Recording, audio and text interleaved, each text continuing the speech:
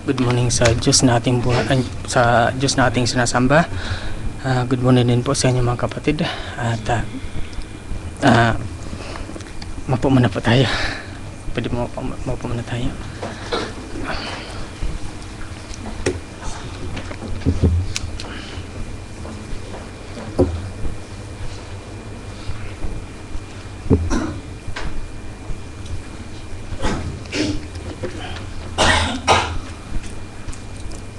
Nung wala pa si pastor, nasa Saudi pa siya, di ba, namumubi yung schedule natin. Nagpipray ko na sana dumating na siya. Una gusto nating makasama na siya, di ba? Pangalawa, para maging normal yung schedule. Kasi mahirap po mo din mag-prepare. At lalo ngayon, ay yung oras namin, dati 8 to 5 kami. Ngayon from 7:30 to alas 6 ng araw-araw. So unang Diyos nawa na may i-guide niya ako at maging buhay ang ating pag-aaralan ngayon. Tayo po tumayo muli mga kapatid, pati dumulog sa ating Diyos na buhay. Hallelujah. Ama namin Diyos na buhay, muli lumalapit po kami sa inyo na humingi po kami ng gabay at ingatan po ninyo ang inyong abang lingkod upang hindi siya magkabigas ng hindi ayon sa iyong kalooban o God. At naway tumimo sa aming mga puso ang mga pag-aaralan namin ngayon sa araw na ito, God. At i-bless niyo po kaming lahat at make your word as maging buhay at makaabot din sa mga nasa internet at maipumuhay namin higit sa lahat ang mga pinag-aaral namin sapagkat walang kabuluhan ang mga pinag-aaral namin kung hindi po nakikita sa aming mga buhay, Ama. Muli, Ama, binabalik namin ang patuloy na papuri at pagsamba sa pinakamatas Panginoon mugto na anak, ang aming Panginoon Kristo. Amen. Bago pa tinatag ang sanglibutan, bago pa ang lahat, sa kanyang kasiyapan ng Diyos, nakita natin na niya tayo. Nakita niya tayo na tayo andirito. Nakita niya na kahit yung mga pinili niya ay mapunta pa sa denomination ay babalik pa rin sa kanya. At mapalad tayong mga kapatid at dahil isa tayo dun sa na nakita ng Diyos na kahit bigyan ng free moral agency ay pipiliin pa rin niya yung tama ay yung buhay na walang hanggan na ino-offer ng Diyos. At gusto pong buksan po ang Biblia sa Ephesians 1. Ephesians 1:1-23, medyo mahaba-haba po ito mga kapatid. At Romans 8:28-30. Unahin ko po yung Ephesians 1. Sa verse 4.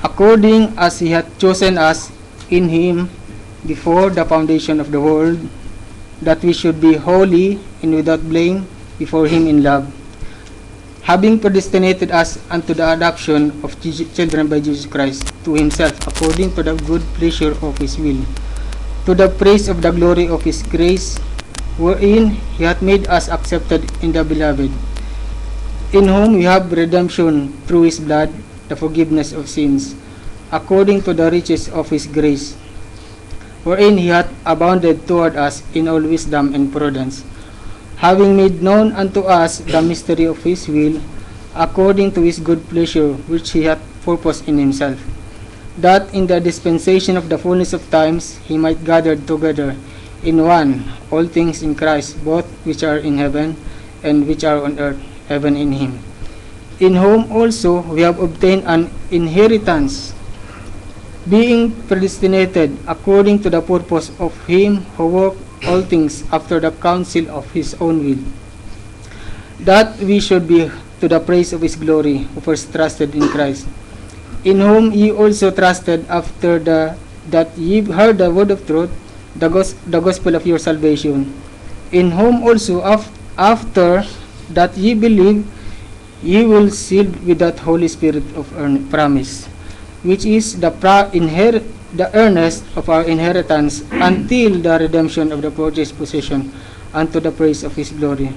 Wherefore I also, after I heard of your faith in the Lord Jesus, in love unto all the saints, cease not to give thanks for you, making mention of you in my prayers, that the God of our Lord Jesus Christ, the Father of glory, may give unto you the spirit of wisdom, in revelation, in the knowledge of him, the eyes of your understanding being enlightened, that ye may know what is the hope of his calling, and what the riches of the glory of his inheritance in the saints, and what is exceeding greatness of his power to us who believe, according to the working of his mighty power, which he wrought in Christ, when he raised from the dead and set him at his own right hand in the heavenly places, far above all principality, and power, and might, and dominion, and every name that is named, not only in this world, but also in that which is to come,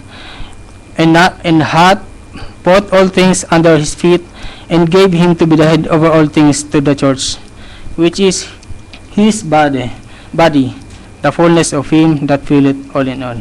At tinan po natin yung Romans 8:28 to 30. Romans 8:28.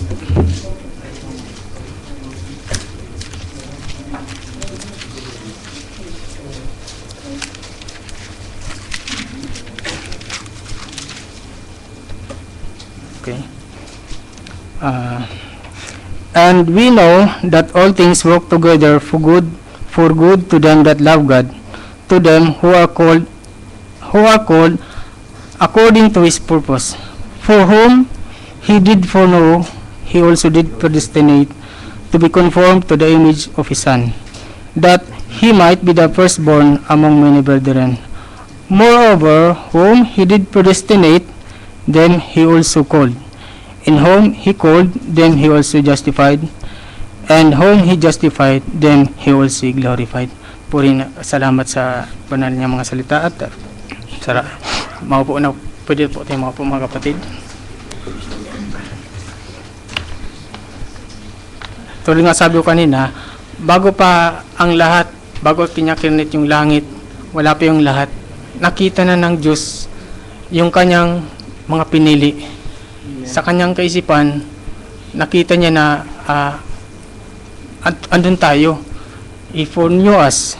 Then, after, nung makilala niya tayo, then, God predestinated us na makonform sa image ng kanyang anak, na siyang maging panganay sa mga kapatid. Moreover, whom he did predestinate, then them he also called. So, nung ma-predestinate niya tayong lahat ay napunta sa lahat ng mga denominasyon, lahat ng mga churches, at tayo tinawag. Kaya ang ibig sabihin ng church, the called out ones. Ibig sabihin, you are called out from the world to his kingdom. Sa Colossians 1:13.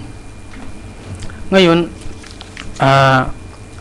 ang pamagat po ng binigay sa akin ng Diyos, hango po ito sa message ng prophet na 5 identification of the true church of the living God. At pinamagatan ko po ito na the mystical body of Christ.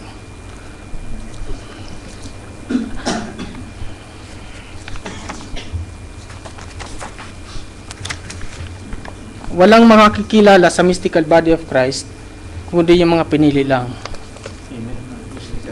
Kaya si Nicodemus na magtanong siya kay Jesus Christ, sabi ni Jesus Christ, sabi niya, paano ipapanganak ang isang bata kung siya'y malaki na? Muli, sabi niya, basahin po natin. John 3.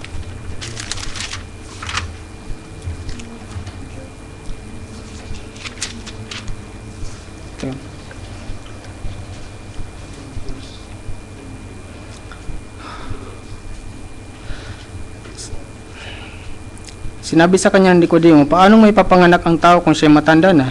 Makapasok baga siyang bilang ikalawa sa tiyan ng kanyang ina? Umpisan ko sa 3. Sumagot si Jesus at sa kanya sinabi, katotohanan sinasabi ko sa iyo, maliban na ang tao'y ipanganak na muli, ay hindi siya makakita ng kaharian ng Diyos. Sinabi sa kanya ni Nicodemo, paano may papanganak ang tao kung siya'y matanda na? Makapasok baga siyang bilang ikalawa sa tiyan ng kanyang ina ipanganak? Sumagot si Jesus, katotohanan sinasabi ko sa iyo, maliban na ang tao'y ipanganak ng tubig at ng Espiritu, ay hindi siya makakapasok sa kaharian ng Diyos. Ang ipinanganak ng laman ay laman nga, at ang ipinanganak ng Espiritu ay Espiritu nga. Huwag kang magtaka sa aking sinabi sa iyo, kinakailangan nga kayo ipanganak na muli. Umihihip ang hangin kung saan niya ibig, at narinig mo ang kanyang ugong. Ngunit hindi mo nalalaman kung saan nanggagaling at kung saan naparoon. Gayon ang bawat pinanganak ng Espiritu. Praise God. So, it's by grace that we know the mystical body of Christ. Dahil sabi niya, parang hangin yun na hindi mo alam kung saan galing at kung saan paroroon. Gayon ang bawat pinanganak ng Espiritu Santo sa Espiritu. At mayroong 5 katanungan dito, 5 katanungan na nabanggit dun sa message na yun. Na una, ano ba yung church? Pangalawa, sino yung head ng church na yun? At pangatlo, ano yung mensahe ng church na yun? At pangapat, paano ka magiging bahagi ng church na ito? Paano ka ipapanganak sa church na ito? At panglima, makakarating ba tayo sa langit kung hindi tayo naging kabahagi ng iglesia na ito? So, ang tinakanya lang dito yung mga fundamental at points na para hindi humaba yung para mas may yung mga fundamental teaching para maunawaan ang mga katanungan na ito. Unang tanong, yung ano ba yung church? Ito po ay naging sa akin, although parang alam na po na ang Diyos, nalalaman po na po natin ito, parang naging kasi nung mga nakarang mensahe, nagpo-post ako ng mga message sa Facebook, yung para sa mga kamag-anak namin. Di ba meron dong kung sino lang ang gusto mong padalhan para silang para marinig din nila yung video. At lately parang nawalan ako ng gana send sa kanila kasi walang interest na makinig, magtanong. At hindi tinuloy ko na rin yung ganitong pagbabasa para alam ko may purpose ng Diyos para dahil may mga kakilala pa tayo na posibleng nagtatanong pa. Ano ba yung church? Sabi niya. The word church itself means the called out ones. Yung Israel was the people of God but not a church as long as they are in Egypt. Tinawag silang church nung nasa ilang na sila. Sabi sa Acts 7:38. Sa Old Testament, mapasabi natin na yung church was the kingdom of God. Sa madaling salita, God is a king and the church is his domain. Yung church yung kanyang domain, yung kanyang nasasakupan. Sa New Testament naman, masasabi natin na the Messiah's empire. The Messianic empire. Meaning, ibig sabihin, the Messiah rules and reigns in his empire.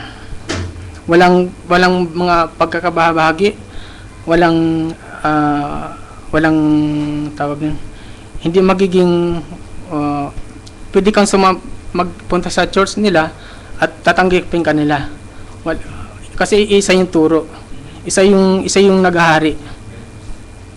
Pero pag tao yun na yung naghahari, pag tao na yung namuno, andun na nagkakaroon ng denomination. Kaya yung church is not an organization. The church is the people of God that been called out of the world to serve in another kingdom, the Messianic kingdom or Messianic empire. Sa Colossians 1:13. Hindi ko na po babasahin para i-note nyo na lang. Sa Colossians 1:13. Sige, mas maganda basahin natin.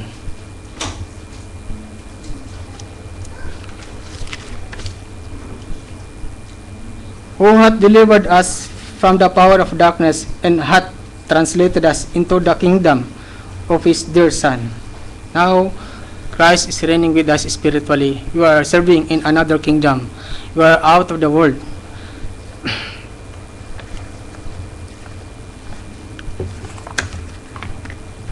Okay. Marami mga church sa buong mundo, pero yung totoong iglesia ay yung mystical body of Jesus Christ.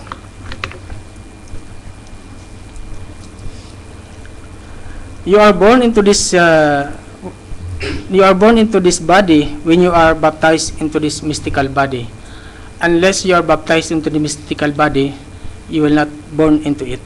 You cannot be a member of it. Hindi ka pwedeng maging yung tao hindi pwedeng magmiyembro sa gawain. You should be born into it. That's right. Hindi ito Methodist, Baptist, not Pentecostal, lahat ng denomination, but the body of Jesus Christ. The body of Jesus Christ is the church. Now, he calls the church the wife. The husband and wife are no longer two people. Kaya, sa normal na literal na mag-asawa, sa bawat desisyon, may pinagkakasunduan bago gawin yung isang desisyon. May agreement, may unawaan. They are one. She is flesh of his flesh and bone of his bone.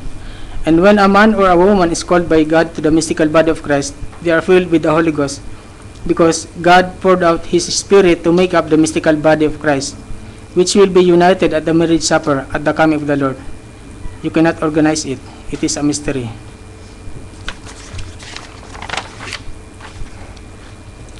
Okay.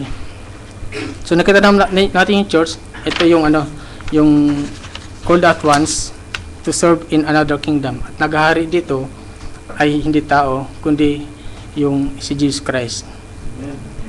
So yun po yung unang tanong na nasagot na po natin ng Diyos. Pangalawa, who set up the church, the mystical body? Sino yung nag-set up? Sino nagsimula noon? Si Jesus Christ. He is the head of this mystical body. He is the king over it. Hindi yung pope, hindi yung bishop, hindi yung mga organized leaders, but a king. Saan nagsimula yun? Yung iglesia sa Pentecost po. Sabi ni Jesus Christ sa Matthew 16:17-18, and Jesus answered unto him, Blessed art thou, Simon Bar-Jonah, flesh and blood has not revealed unto thee, but my Father which is in heaven. I say unto thee, that thou art Peter, and upon this rock I will build my church, and the gates of hell not prevail against it. Kaya lang, nabasa na rin ni Satanas yung Sabi ni Jesus Christ, upon this rock I will build my church.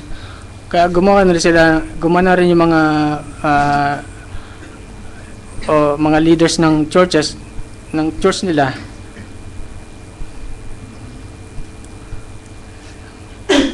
Sa Acts 1:8 sabi, but you shall receive power after the Holy Ghost is come upon you, and ye shall be witnesses unto me, and both in Jerusalem and all in Judea and in Samaria to the uttermost part of the earth.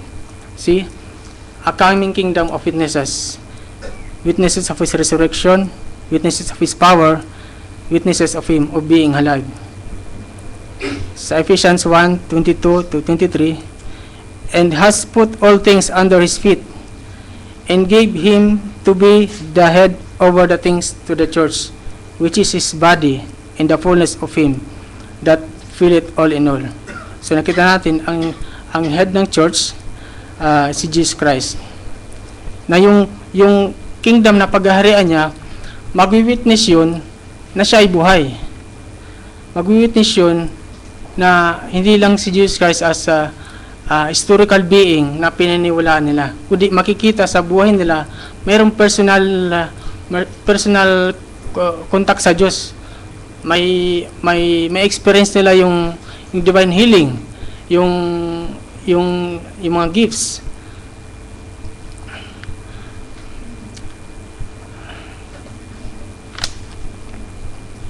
So, magkakaroon ng power in church pag mayroon na siya ng Holy Ghost.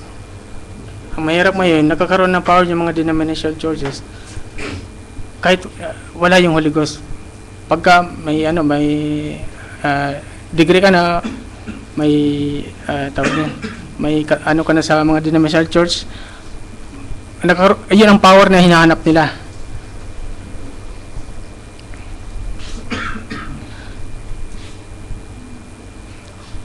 See, nakita natin na Jesus Christ is the king of the Messianic Empire. He wants to be king in their lives. He wants to rule in their lives.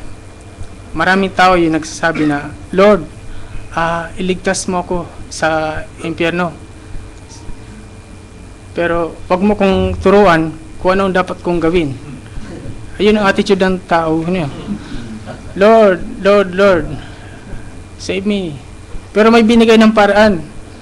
Ang problema, ayaw naman tanggapin. Pag bahagi ka ng salita ng Diyos, nakita mo na siya ay Trinitarian, nilatag mo na yung sabihin sa dulo, ayan na nating ipaunawa yung ipaunawa sa atin ng Holy Ghost. Ipag-pray natin na ipaunawa sa atin ng Holy Ghost. Paano papaunawa sa kanila ng Holy Ghost? Ni Holy Ghost, iba yung sinasabi niya ng Holy Ghost, iba yung sinasabi natin ng Holy Ghost. Para halimbawa yung tao yan eh. Hayaan nating kay Brother Ferdy. Yung isa naman, ibang tao naman tinutukoy niya. Ayun ang gusto kong sabihin. Paano nila maunawaan kung deep inside sa kanilang puso ay may rejection na. Although nakita na nila tama, pero ayaw pa rin tanggapin. Ang tao kasi ngayon, marunong nang bumasa.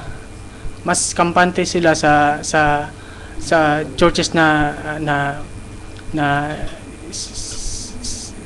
inaatinan nila. Pero naniniwala ako na kahit andun pa siya lagi, tuwing nagsisimba siya.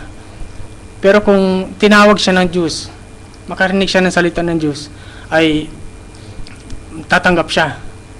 Sabi ni Jesus Christ, my sheep hear my voice, and I know them. So, kung yun talaga ay sheep ni Jesus Christ, we are not judging them. Nilagay lang natin yung pattern ng Biblia. Binibigyan natin yung pattern ng Biblia. Kaya parang dating sa kanila judgmental eh, pero hindi eh. Pag nilatag mo na yung pattern ng Biblia, nilalatag lang natin yung pattern ng Biblia eh. Nasa kanila na yung kung tatanggap sila o hindi. Kung pinili talaga sila ng Diyos, ay tiyak na tatanggap sila.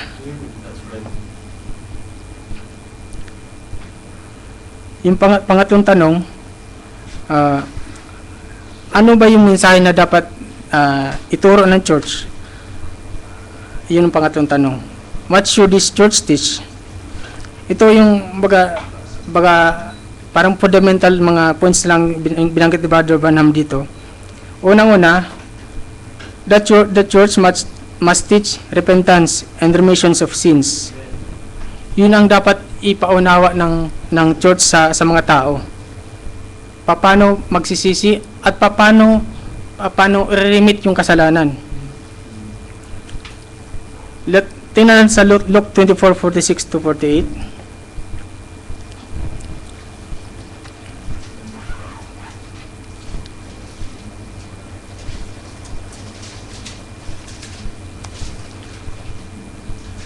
And he said unto them, Thus it is written, and thus it behoved Christ to suffer, and to rise from the dead the third day, and that repentance and remissions of sins should be preached in his name among all nations, beginning at Jerusalem.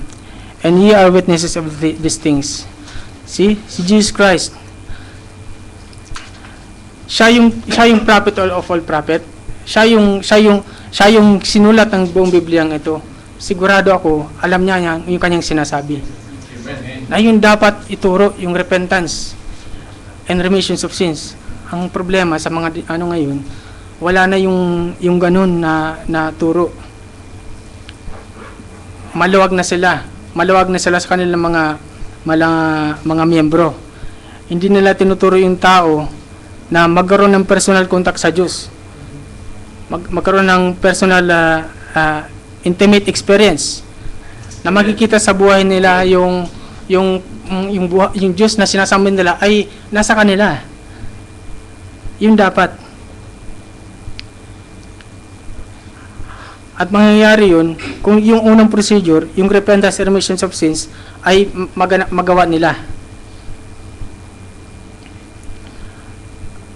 Sabi niya, repentance and remission of sins must be preached in His name. Saan?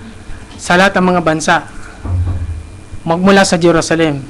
Well, yung mga organized church ngayon, saan nagsimula? Sa Rome, sa Germany, yung kay Luther, sa England, yung kay Wesley, hanggang sa United States. Nung dumating yung sa California, nung tumasok yung Pentecost. Pero yung church, nagsimula sa Jerusalem.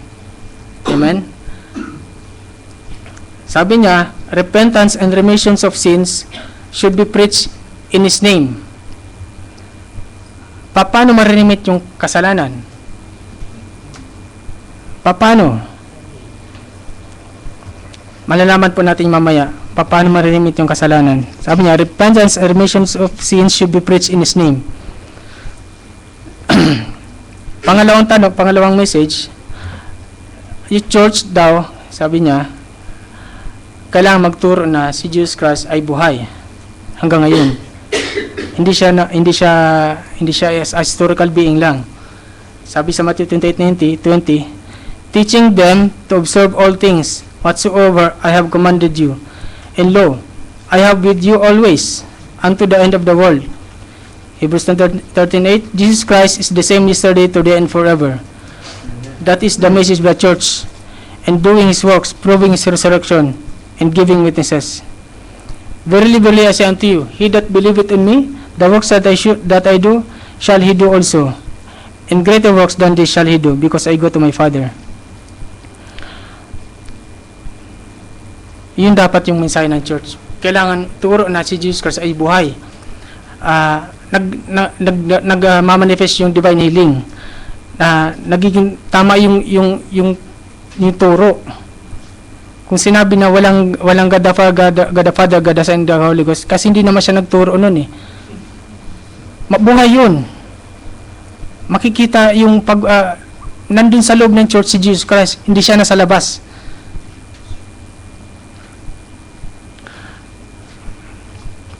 If the church is not teaching that, kung ang church, ang iglesia na yun ay hindi nagtuturo na yun, hindi yun iglesia ng Diyos. He is the king of the church, the Messianic kingdom. Messianic kingdom. Ang sarap pagiging, we are translated into a Messianic kingdom. Naalala ko yung ni Brother Hilbert na yung Rome, tawag nun,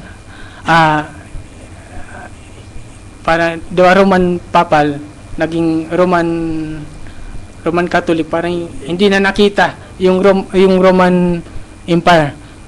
Parang naging spirit. Tayo naman, we are translated into a spiritual kingdom, which ang siyang head ay si Jesus Christ.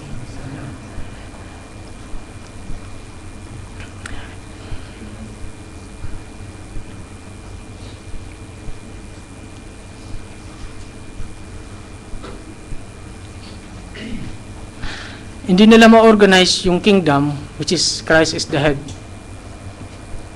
Hindi pwedeng ipasok yung intellect ng tao kung si Kristo ay siyang head. Aalis siya. Lalabas siya. Because anything that's against the teaching of Christ is antichrist. Sa natural, kung ang babae o parehas yun, babae o lalaki ay mag-asawa, ay nagsasabi na mahal niya yung kasang asawa, babae at lalaki. Pero yung isa, nagluluko, nangangaliwa, o may ginagawang hindi maganda, at sasabihin niya, paggabi matutulog sa, love, I love you very much. Ano yun? Sino yung she is pretending, babae o lalaki, mahal niya yung kanyang asawa, kung ganun yung ginagawa niya. Hindi niya talaga mahal yung asawa niya. Nagpe-pretend lang siya. Sino yung church na ito na nagpe-pretend na mahal niya si Jesus Christ, pero yung mga turo ay hindi galing sa tao? Sino ito? Na kunyari itinataas nila si Jesus Christ, pero hindi nakikita sa iglesia na nagiging ang head nila si Jesus Christ. Sino yung head nila? Yung Pope. Kaya mapalad tayo by His grace. Nakita natin yung mystical body of Jesus Christ. Kaya kailangan mag-manifest sa atin yung pangako ni Jesus Christ. Sa Mark 16:16, basahin ko lang po para inot nyo lang yung mga verses. After he appeared unto the 11 as they set at meat, and upbraided them with their unbelief and hardness of their heart, because they lived not them which had seen him after he was risen. And he said unto them, Go ye into the world, all the world, and preach the gospel. He that believeth, yung believeth, malalim to, and is baptized shall be saved. Amen. He that believeth not shall be damned. And this sign shall follow them that believe.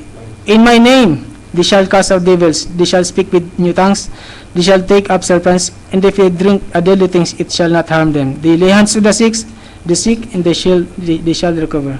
Yun yung commission ni Jesus Christ sa church. Yung power ibinigay sa church, yung buong power ibinigay ni Jesus Christ sa church para mag-witness yung iglesia ng yun kay Jesus Christ. Kaya mapalad tayo dahil dito sa iglesia na to, nakikita natin nagmamanifest yung mga bagay na yun.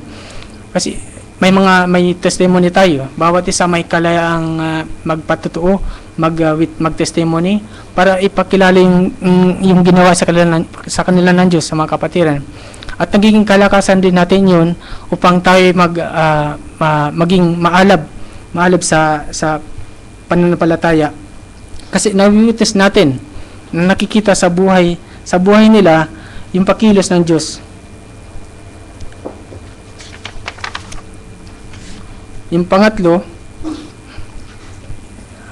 the church, sabi niya, must teach baptism. It must be baptized. That was the commission of Jesus Christ. Sabi ni Jesus Christ, he that believeth and is baptized. Paniwalaan mo muna.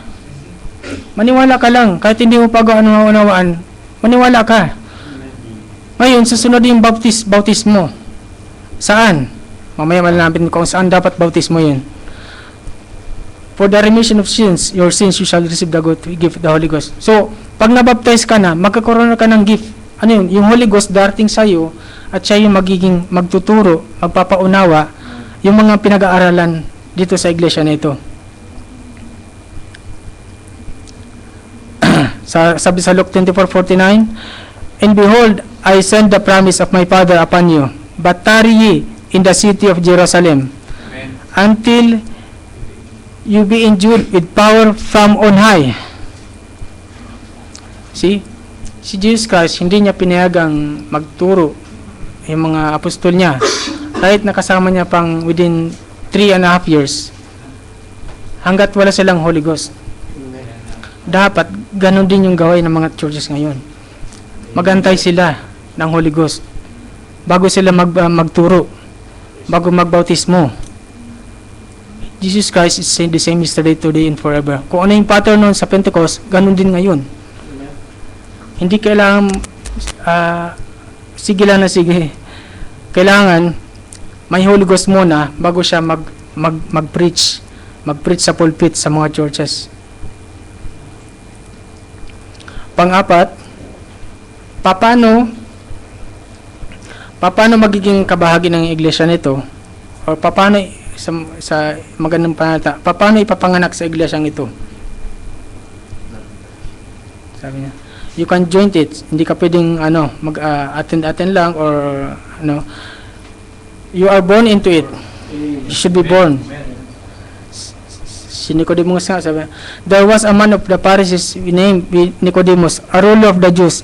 The same came to Jesus by night and said to him, Rabbi, we know. Hindi lang siya. Hindi lang si Nicodemus yung nakakaalam na si Jesus Christ ay galing sa Diyos. Marami sila na alam na si Jesus Christ ay teacher na galing sa Diyos. Pero siya lang ang pumunta, si Nicodemus lang. Paano nila malalaman yun? Paano niya alam yun na we know kung hindi sila nag-uusap-usap? Siyempre, nag-uusap sila na ito nga talaga yung tunay na Mesiya. Ang problema nga lang, may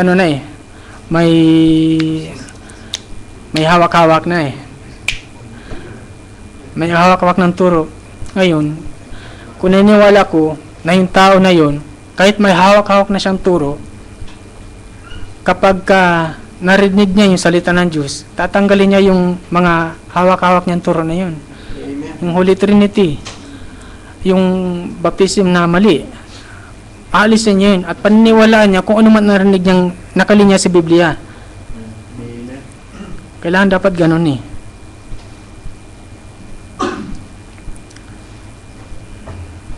Okay. 1 Corinthians 12:13. Inote lang pa yung verses. For by one Spirit are we all baptized into one body, which is the body of Christ, whether we be Jews or Gentiles, whether we bond or free, and have been all made to drink into one Spirit.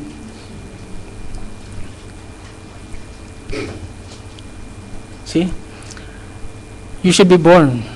Once you are born, you're baptized with the Holy Ghost. Pag dumating siya yung Holy Ghost, that is the time you are part of this mystical body of Christ.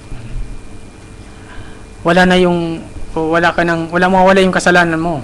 Kasi yung dugo na si Jesus Christ, ang nakikita ng Diyos, inalis niya yung kasalanan natin. Kasi dinala na ni Jesus Christ yung kasalanan natin sa krus ng Calvary. You are buried with Him. You are raised with Him.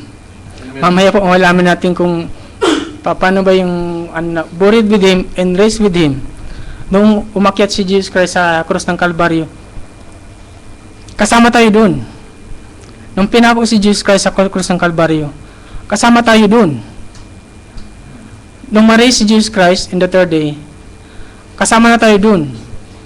At kailangan lang mag-manifest sa buhay natin na kasama nga ba talaga ito yun? Makikita sa buhay natin na pinatutunayan na kasama nga tayo dun. We are born.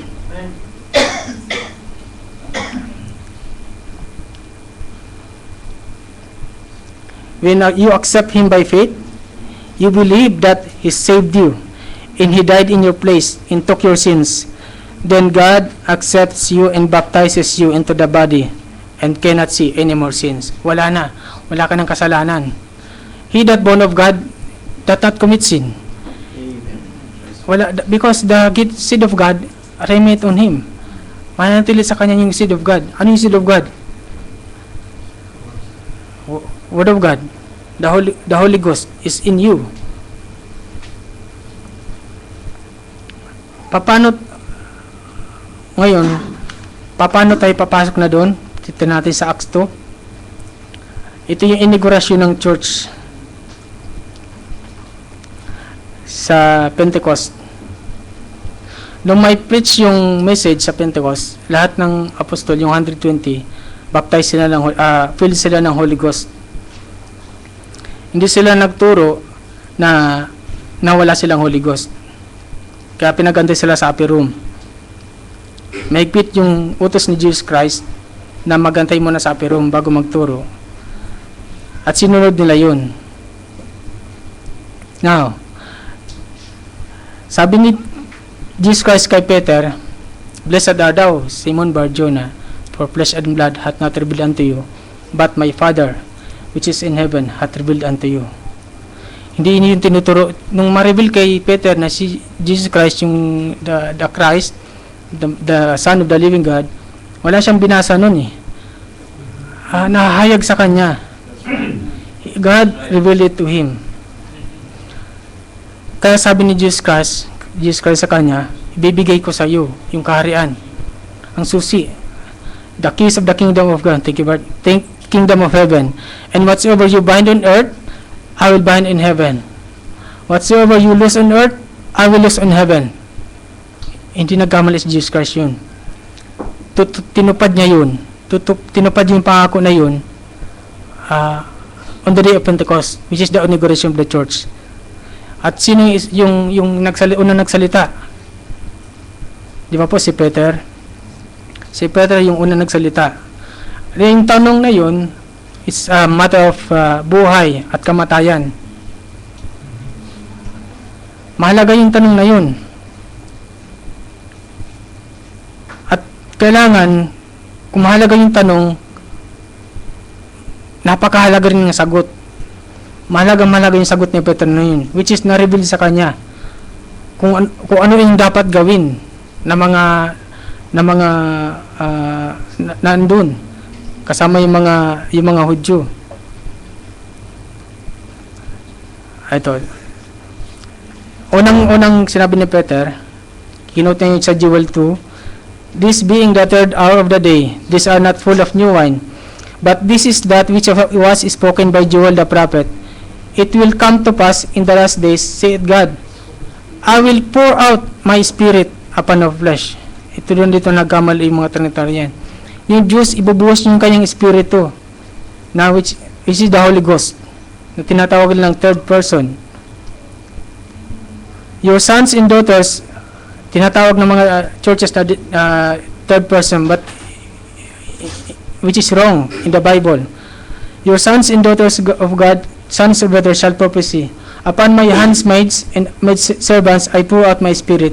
Your young men shall see visions, your old men will dream dreams, and I will show signs in the heaven above and the earth below. It shall come to pass that whosoever call upon the name of the Lord shall be saved. Ngayon, sunod pa ng mga panalita na yun, pinapakilala na niya si Jesus Christ sa mga tao. Ayun, nagtanong na yung mga tao. Men and brethren, what shall we do? Kung anong gagawin namin para kami maligtas? Ayun dapat ang gawin ng mga tao ngayon. Pag nakarinig silang preaching na turo na prick, na nasaktan yung kanilang mga puso, ano ang dapat nilang gawin para sila ay maligtas? Ang problema, nawala yun sa tao. Nawala yung yung pag nasaktan man, grabe naman to si Brother Dondo, judgmental naman. Ganun yung hindi, nilalatag natin yung pattern ng Biblia.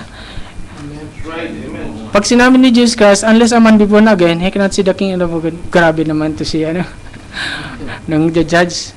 Sige, makipag-argue kay Jesus Christ. Siya nagsabi nun eh. Gusto nilang malaman ng mga tao kung paano maging parte ng iglesia na yun. Napakahalaga ng tanong na yun.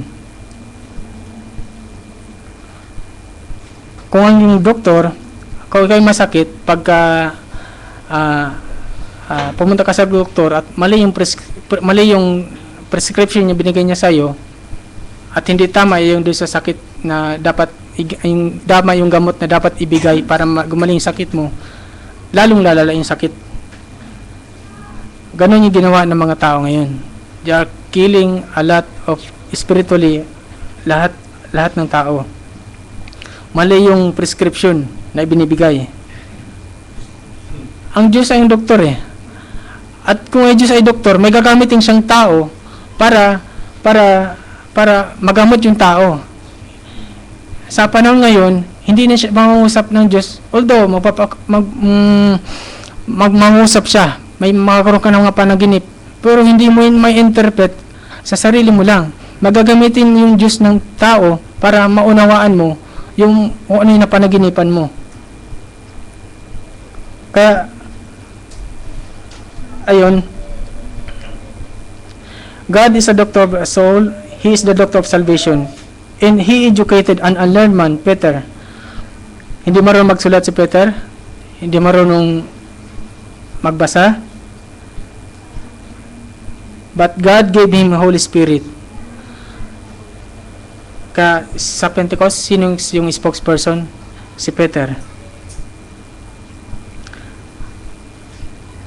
Now, ito na. Ito yung prescription. When they heard this, they were pricked in their hearts, and said unto Peter and the rest of the apostles, Men and brethren, what shall we do? Ando na. Watch out. Yung keys na binigay ni Jesus Christ. Hindi pwede magkamali si Jesus Christ. Whosoever you shall bind on earth, you shall be bound in heaven. Whosoever you shall loose on earth, you shall loose on heaven. Ito na. Then Peter said unto them, Repent and be baptized, every one of you, in the name of Jesus Christ, for the remission of sins, and you shall receive the gift of the Holy Ghost. For promise us unto you, yung mga kaharap niya, at sa inyong mga anak, at sa lahat ng mga nasa mga layo. Saan? Sa atin. Tayo inaabot ng pangako na yun. Even as many as the Lord our God shall call. That is the prescription. Don't, Dr. It, dapat hindi ibaguhin yun ng mga denominasyon. Papatay nila yung tao eh. Pag mali yung prescription, mamatay yung tao. That is the matter with these churches na they are believing in the three persons of one God, Father, Son, and Holy Ghost as baptism. Sabi nga, may nagtanong sa kanya, Brother Branham, mayroon kong kakilala na preacher siya, nagtuturo siya ng bautismo ay Father, Son, and Holy Ghost. Ano po ba ang gagawin ko, sabi niya. Ngayon, binasa niya yung sulat. Sabi niya, kung sino man nagsulat ng tanong nito, kung sino man ikaw, dapat mong sabihin na mali yung mayroon humingi ka sa Diyos ng paraan para magkaroon ka ng wisdom para siya ay may tama yung kanyang turo, sabi niya. Kasi sabi mo nga, siya ay yung kaibigan. Ayun, for example, sabi niya, halimbawa yung sa Matthew 28:19, sa Acts 2:38, bakit dito iba at bakit dito iba, sabi, parang ganun sinasabi niya. Pero wag mong siyang sasaktan na na baka offensive ka, wag, sabi, parang ganun. Ngayon, sigurado ako na yung tao na yun ay kung sino man nagtuturo ng ganun is scripturally wrong. Hindi niya sinabing he is wrong, scripturally wrong. Kasi base sa Biblia, hindi tutugma yung turo niya na baptism in the Father, Son, and Holy Ghost. Nobody ever baptized in the name of Father, Son, and Holy Ghost in the Bible. There never was a such ceremony ever said till the Catholic Church. The Catholic Church is the mother of that.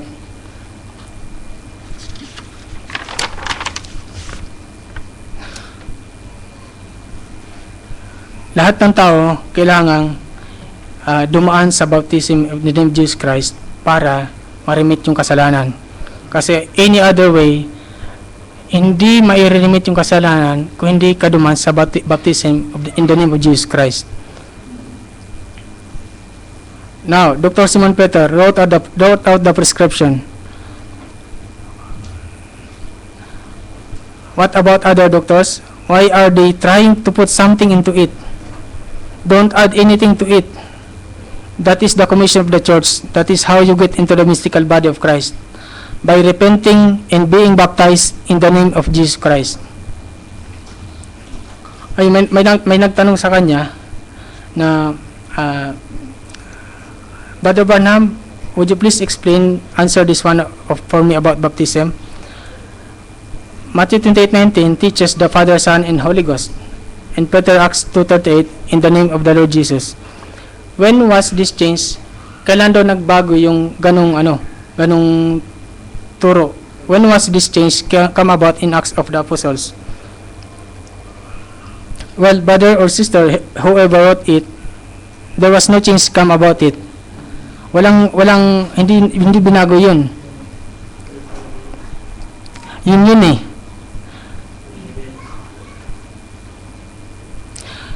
Kung sino man nagsabi na binago ni Peter yon, nakakamali siya. Hindi niya sinasabi niyang mali yung ginawa ni Peter. Hindi niya sinasabing mali yung ginawa ni Peter. Sinasabi niya na mali yung ginawa ng Diyos. Hindi si Peter. Hindi si Peter yung na minamali niya, yung Diyos.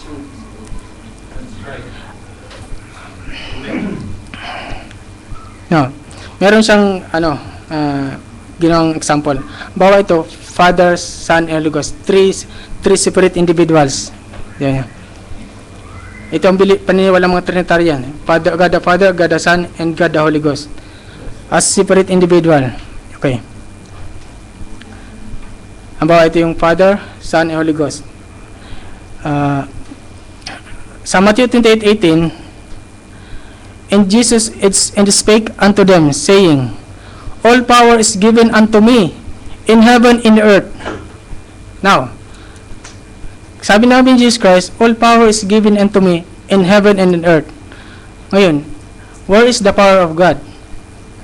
Nasaan yung Diyos? If all power in heaven and all the power in earth has been given to Jesus Christ, where is God at? Malalaman natin mamaya.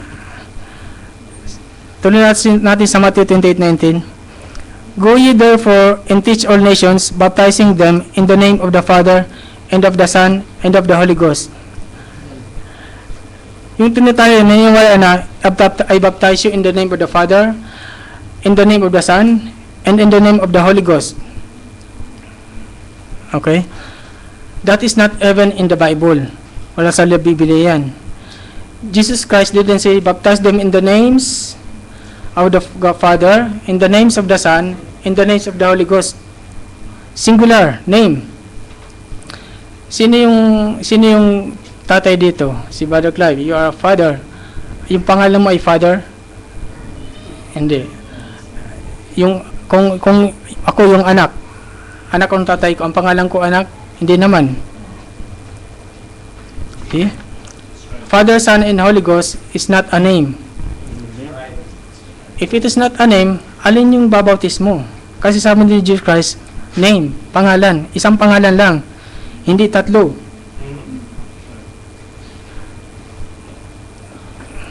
Sabi sa Matthew 28 is the last chapter of the book. Ito yung last chapter ng Matthew, yung Matthew. Ngayon, sa isang love story, halimbawa mayroong ending doon na John and Mary and they live happily ever after. Last chapter yun ng love story. Ngayon, hindi ka dapat magkaroon ng conclusion na si John Lloyd yun. Or si Mary, kung sino mang Mary yun. Mamali ka. Hindi lang yun dapat ang titingnan mo. Kasi magkakamali ka na ibang tao yung sinasabi ng love story at ibang tao yung yung nagiging conclusion sa iyo. Parte yun ng picture eh. Yung gano'n. Kailangan, hindi ka lang kukuha sa parte ng picture para magkaroon ka ng conclusion. Kailangan, kunin mo yung picture, buong konteksto, yung istorya, para makita mo yung buong picture. Amen. Tingnan natin yung Matthew 1. Ito yung first part eh. Pag sa love story, first part ng love story. First part ng Matthew.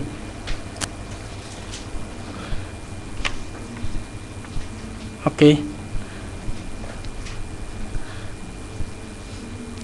Matthew 1:18 to 23. The birth of Jesus Christ was on this wise. Saan ba ito? Now, listen again. This is God the Father. This is God the Son. This is God the Holy Ghost. The birth of Jesus Christ was on this wise. When as his mother Mary was espoused to his husband, espoused to Joseph, di pa pala niya asawa. Before they came together, she was found with the child of God the Father. God. Pupunta natin yung kaisipan nila na person yung three person sila. Huwag na tayong lumagay doon sa nauunawan natin na ganun. Titignan natin yung kaisipan nila na first person, second person, third person. Sabi dito, she was found with the child of the Holy Ghost. Ito, separate. When Mary was espoused to Joseph, before they came together, she was found with the child of the Holy Ghost. Now, may mali. Kung Holy Ghost yung as a third person, magiging dalawa yung tatay niya. Kasi sinabi ni Jesus Christ, yung God the Father is His Father. At alam natin na God the Father is His Father. Pero sabi sa Matthew 28:19, pati 1:18, yung Holy Ghost yung kanyang tatay. Di ba? There's something wrong.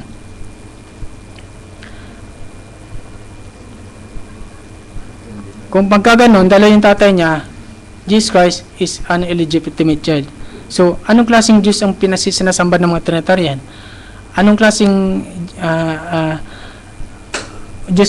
anong klaseng Diyos siya? Now, then Joseph, her husband, being a just man and not willing to make her a public example, was minded to put her away. But while he thought of these things, behold, the angel of the Lord appeared unto him in a dream, saying, Thou son of David, fear not to take unto thee Mary thy wife, for that which is conceived in her is of the Holy Ghost. Hindi God the Father.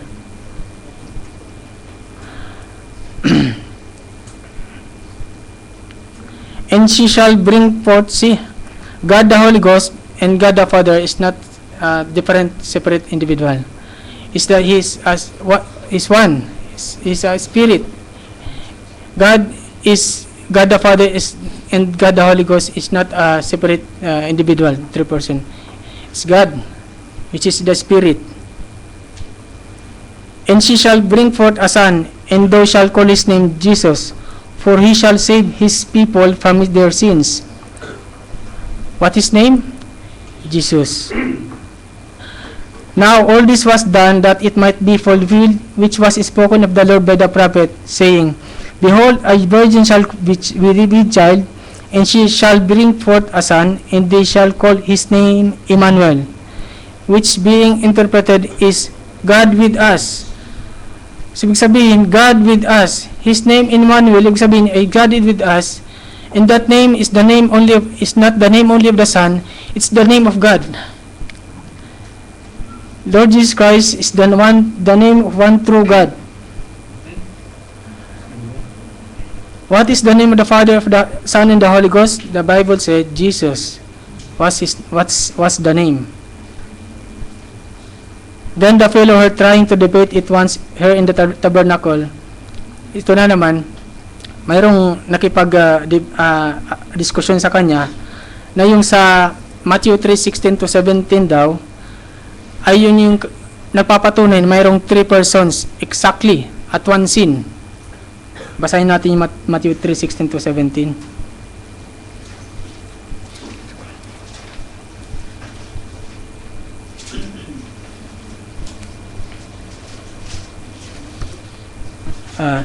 Okay. And Jesus, when he was baptized, went up straight away out of the water, and lo, the heavens were opened unto him, and he saw the Spirit of God descending like a dove. So yung Spirit of God in the form of the dove nagdescend and lighting upon him. And lo, a voice from heaven saying, This is my beloved Son, in whom I am well pleased. You know, it just goes to show that people without the baptism and not called to the office of a minister has no business in the pulpit. Yun daw yun yung magpapatunay mayroong three different persons of one God, the Holy Trinity. Pero sabi ni Brother Man, the man misinterpreted the word. Na-misinterpret niya. See, it is hid from the eyes of the wise and prudent, and revealed to babes. Now, here is that one person, si Jesus Christ, nakita, na nakatayo. Then, the heaven, of course, is atmospheres above. Now, that man here is God the Father, and here is God the Holy Ghost, like a dove. So, yung God the Father, yung narinig na boses. Yung God the Holy Ghost is like a dove. And here is God the Son, si Jesus Christ, yung nakatayo, yung babautismo ni John the Beloved, John the Baptist, making it three persons. It is wrong. John is standing back here, he knows Jesus is the Lamb of God. Sa John 1:30-33, and John bear record saying, I saw the Spirit of God descending from heaven like a dove, and it abode upon him. Nanahan sa kanya, yung Spirit ng Diyos. And I knew him not, but he that sent me to baptize with water, the same said unto me, upon whom thou shalt see the Spirit descending and remaining. Doon na sa kanya, remaining on him, the same is he which baptized with the Holy Ghost. Then, punta natin Matthew 3:17. And lo, a voice from heaven saying, This is my beloved Son, in whom I am well pleased to dwell in. Then, tingnan natin sa Matthew 28:18. And Jesus came and spake unto them, saying, All power is given unto me in heaven and earth. See? Binigay ng Diyos yung power sa kanya in heaven and earth. Nasa yung Diyos. Naalala ko yung minsan nating kapatid na sabi niya, tinan mo, may nagbigay at may binigyan. Ang problema sa kanya, hiwala yung nagbigay sa binigyan. Kaya sinasabi niyang tao lang si Jesus Christ. God, sabi dito, abode in Him, the Spirit of God remaining on Him. At hindi na yun nahiwalay sa kanya hanggang ngayon. For in Him dwelleth all the fullness of Godhead bodily, is the Lord Jesus Christ. Kaya hindi lang siya tao, mamamali yung hindi tatama sa Biblia. Nasaan yung power ng Diyos? Nasaan yung Diyos? Colossians 2:9, for in Him dwelleth all the fullness of the Godhead bodily. That's Him. Now, what is name? Jesus Christ. Praise God. So as far as the Trinitarian theology of being three different gods, na tatlong Diyos, it is hedonism. Sumasamba sa Diyos-Diyosan.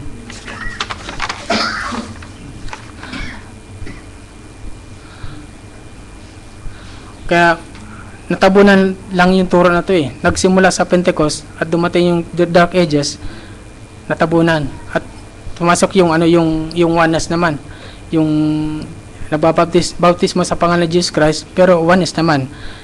Mali rin yun.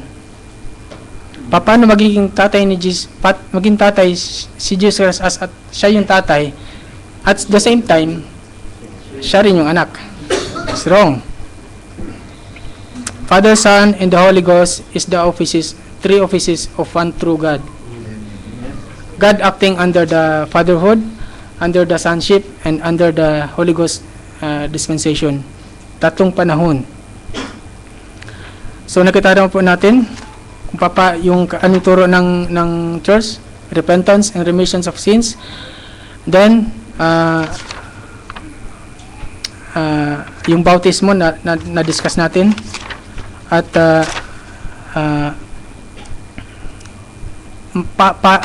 paano ka magiging pagkabahagi nito. Yung bautismo, napaka-importante. Unless you are baptized in the name of Jesus Christ, you cannot be part of the church. Requirements yun. Kung ikaw nabautismohan sa Father, Son, and Holy Ghost, alisin mo yun. Kailangan paniwalaan mo na tamang bautismo ay in the name of Jesus Christ. Without this baptism at tamang kaunawaan ng baptismo sa pangalan ni Jesus Christ ay walang anumang kaligtasan. Sabi ng grabe naman si Brother doon. Judge naman. Hindi ganun. Kailan pa yung pagtuturo, kailan pa ituturo yung tama kapag sabi nga napag-share ang kanina, ay kagabi pala, praise God, at na-share yung Brother Jesus na yung ano pala, yung napag-share natin kagabi, wag nang maghangad ng maging foolish virgin kasi you will not be in the millennium. Mahirap pala, dadaan ka pa ng white throne judgment. So, kailan pa yung pangangaral na tama? Pag nawala na yung biyaya. Kasi yung biyaya na to ay babalik na sa Israel eh. The Gentile is finished. Panglimang tanong, can we get to heaven without being part of it? Makakapunta ba tayo sa langit kung hindi tayo naging kabahagi ng iglesia na to, the mystical body of Jesus Christ? No, sabi niya. You cannot go to heaven without being born into this church. Except a man be born of water and of spirit. How can be born in the water and the spirit? You should believe and baptize in the name of Jesus Christ. You should repent and baptize in the name of Jesus Christ for the remissions of sins. Yan yun. Maririmit yung kasalanan pag nabautismo ka sa pangalan ng Jesus Christ. And you shall then be born of the water of the Spirit.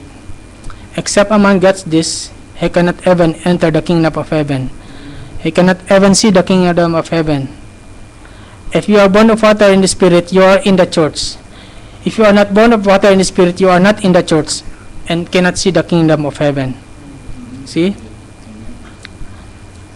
Ayun, masabi mo na, I believe in the Lord Jesus Christ. I believe it. But I don't have the Holy Ghost. No. Sabi niya. You don't believe it. Naniwala ka lang sa isang paniniwala. Isang myth.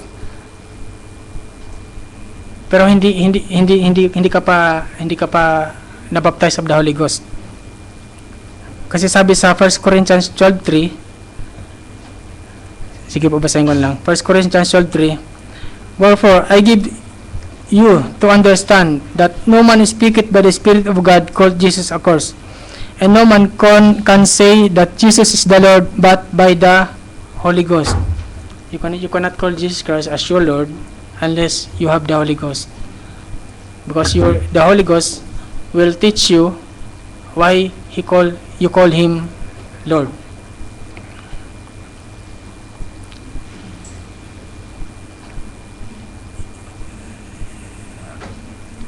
He is a historical being for you. But when he comes into you by the Holy Ghost, he is your Lord. No man can call Jesus only by the Holy Ghost. If you are born again, the Holy Ghost is in you. You are born into this kingdom, and you are part of the church. That is the time he is your Lord. That is the time you can call him Lord. Sabi ni Jesus Christ, di ba? Hindi lahat ng tumatawag sa akin ay Panginoon, ay makakapasok sa kanang langit. Panginoon, nagpalayas kaming nabunin niyo. Pero wala yung Holy Ghost, hindi ka makakatawag sa kanyang Panginoon. Kasi Lord, ibig sabihin, rulership, nagpapanginoon ka sa kanya. Ibig sabihin, sumusunod ka lagi sa kanya.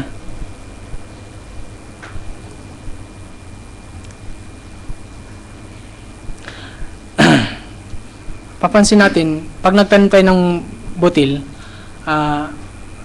magtataka tayo, ba't hindi nabuhay yung butil?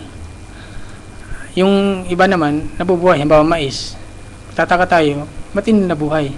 Hindi lang pala dahil sa lupa, kundi dahil doon sa mismo sa butil, sa bini. Yung butil, pag tinanam mo, may nabubuhay at may hindi nabubuhay. Yung pala, walang buhay doon sa loob, kaya hindi na siya mabubuhay. And God is the only thing that is eternal.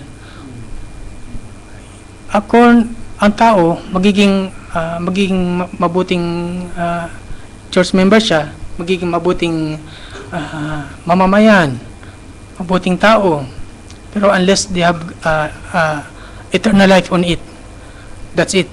Tapos na, pag namatay siya. Kasi, ang isa lang na eternal ay yung Diyos. And ibig sabihin eternal, ibig sabihin the Zoe. Sa Greek, ibig sabihin God's own life. Ang buhay ng Diyos. At ang buhay ng tao ay mawawala eh. Pero kung may Holy Ghost ka, ang buhay ng Diyos ay mananatili sa iyo kahit ikaw ay ibaon sa lupa. Amen. And at that time, when the Lord Jesus Christ shout, "Come out," Amen. God will raise you up. Amen. God is the only thing that eternal. Kaya napakabuti ng Diyos ay dahil ibinigay niya yung kanyang buhay sa atin para tayo ay makapunta sa dun sa kanyang pangakong buhay, sa kanyang pangakong in my Father's house are many mansions.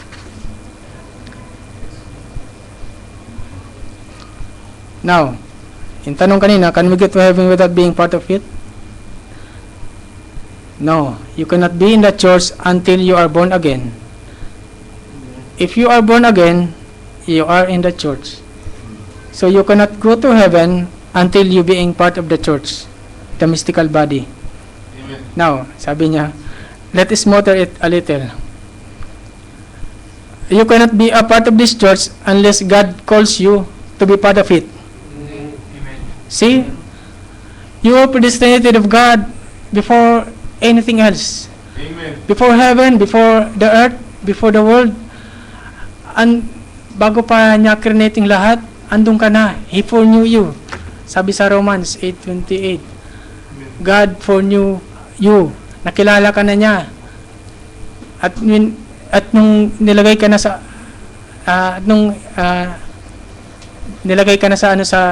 nagmanifest ka na, although God give us pre-moral agency, nakita ng Diyos na pipiliin niya pa rin yung tama.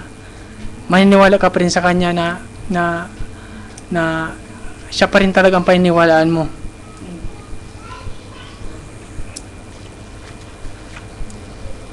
You were predestinated before the foundation of the world. Our names were written in the Lamb's Book of Life before the foundation of the world. May titanong lang po tayo sa Ephesians 1:4-5. Yun po yung teksto ko kanina. Ephesians 1:4-5.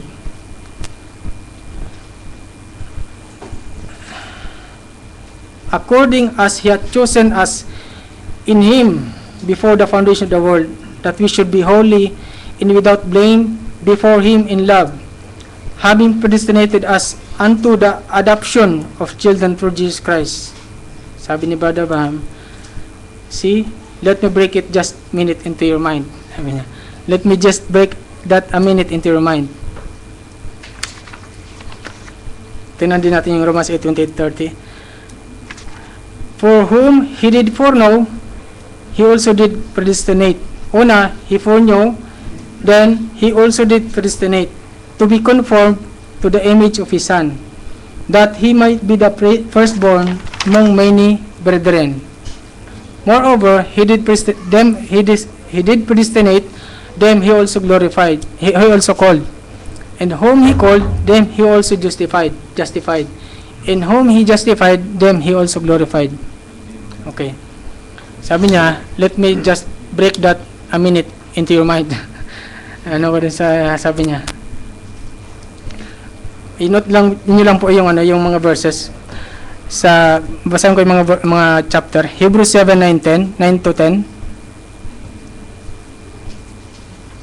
Babasahin ko muna yung mga verses na isusuporta natin.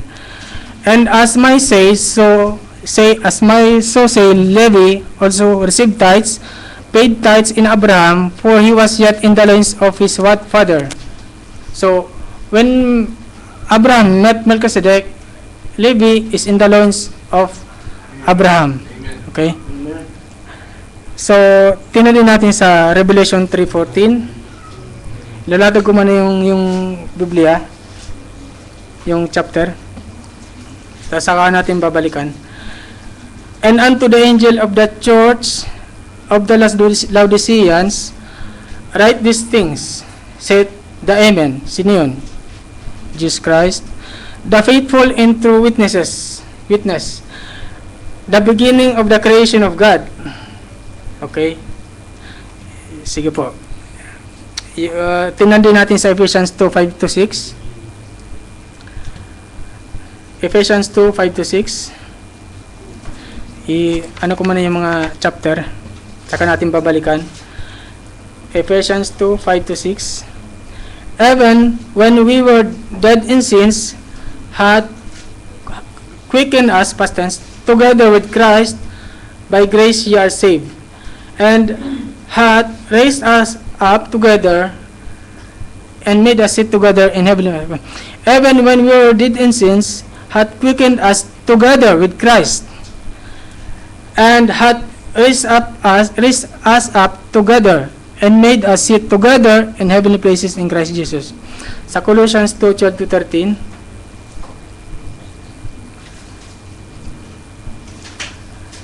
Colossians 2:12-13. Colossians 2:12-13. Okay? Nakita niyo na po. Buried with him in baptism, wherein also ye are risen with him. Sino yun? Si Jesus Christ. Through the faith of the operation of God, and who hath raised him from the dead. And you, tayo, being dead in your sins, and the uncircumcisions of your flesh, hath he quickened together with him. For together with him, having forgiven you all trespasses. Okay? Yun po yung mga chapter na susuporta ko dito. Okay. Look, sabi niya.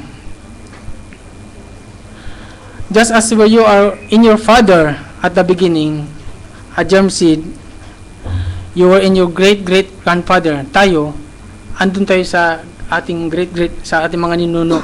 Nandun tayo sa loins nila. Kaya nga, sabi sa Hebrew, nagbayad na si Melchizedek ng tithes nung nandun siya kay Abraham. Nasa loins na siya ni Abraham nung nagbigay siya ng tithes kay Melchizedek. See? When Abraham paid tithes to Melchizedek, it was accounted to his great-great-grandson. That's right. Levi was Amen. then in the loins of Abraham. See? You were in the loins of your father, but your father could not have fellowship with you until you were transformed into a body of flesh. I wanted asan, gusto ko rin mag-anak. At ando na siya sa akin eh.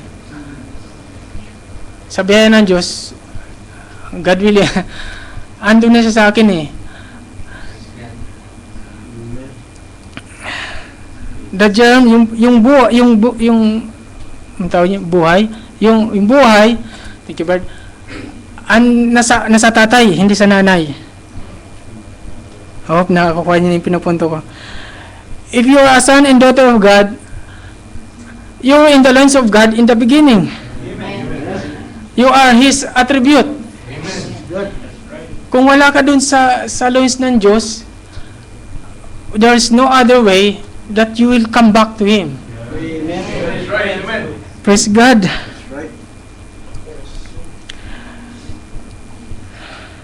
Sa natural, Hindi pwede maging anak ni Brother Julius, yung anak ni Brother Hilbert. Hindi pwede maging anak ni Brother Clive, yung anak ni Brother Julius. Sa spiritual gahan din. Although God foreknew us in His infinite mind, bago yung pa yung lahat, nakita niya na, nakilala niya na tayo. Amen. And we are in His loins before anything else.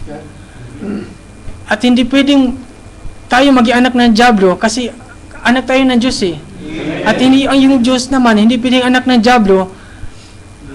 Hindi yung Diablo, anak ng Diablo, hindi pwedeng maging anak ng Diyos kasi sa literal, hindi pwedeng maging anak ko yung anak ng ibang tao. Yun ang dito. Okay?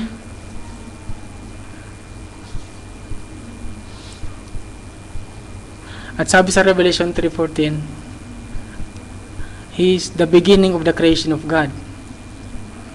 Kung wala yung prophet, iisipin natin dito na nagsimula ng pag-create yung Diyos.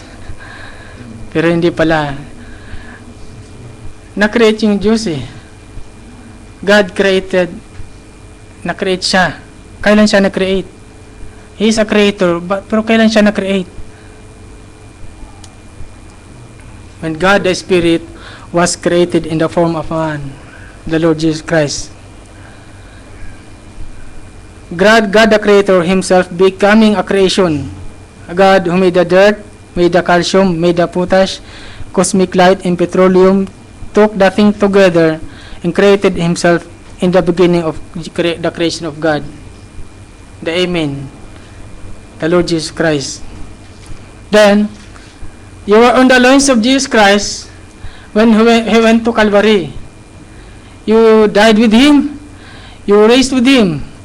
And now, you are sitting in the heavenly places in Christ. Amen. Sons and daughters of God. Yan ang sinasabi sa Ephesians 1. Sa Colossians.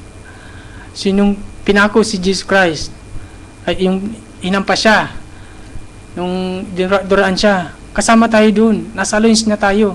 Dahil hindi lang siya tao eh. He's God Himself, manifested in the flesh. Ni minsan, hindi ako nakabasa sa Biblia na He is Son of God manifested in the flesh. But He is God manifested in the flesh. So He could perfectly fellowship with you. See? God came down, manifested in the flesh, so He could perfectly fellowship with you. See the perfect fellowship? God could not fellowship in the Spirit, so God became man with us. Jesus Christ, what God Himself manifested. No man hath seen God, sa John 1. But the only begotten Son of God hath declared Him. God built for Himself a house, a body, para dun siya manahan. Para mahawakan mo siya. 1 Timothy 3:16, God, this is the without controversy, thank you very much. God manifested in the flesh, justified in the Spirit, seen of the angels, preached unto the Gentiles, believe in the world, receive up to glory. See? Kaya hindi lang siya tao. He's God manifested in the flesh. At praise God, doon lang po tayo dinala ng ating munting mensahe. At patawarin ako ng Diyos kung mayroon po akong nabanggit na hindi nakakalugod sa Diyos. Patawarin na ako. At humingi pa tayo ng pasalamat sa ating Diyos.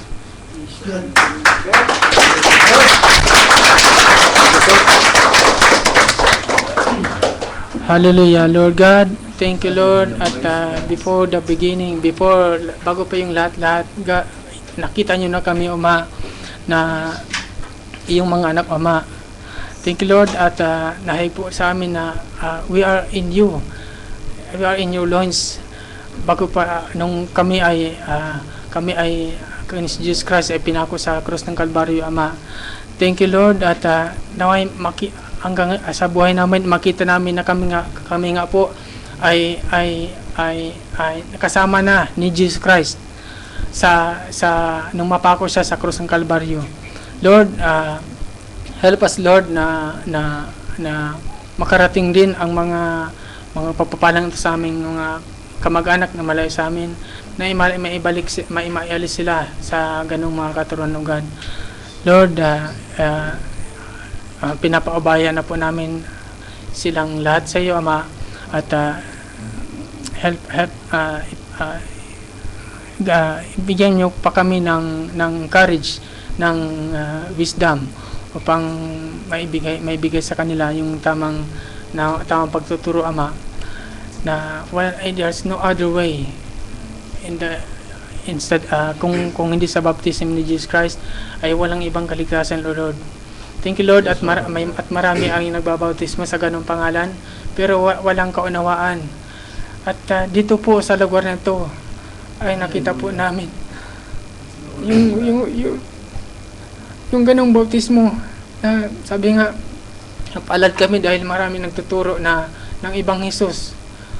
Pero sa lugar na ito ay nakita namin na hindi ibang Hesus ang tinuturo dito, kundi yung Hesus na tinuro ni Paul, yung Hesus na tinuro ni Father Branham, at yung Hesus na tinuro ng mga apostol. Lord, help us, Lord,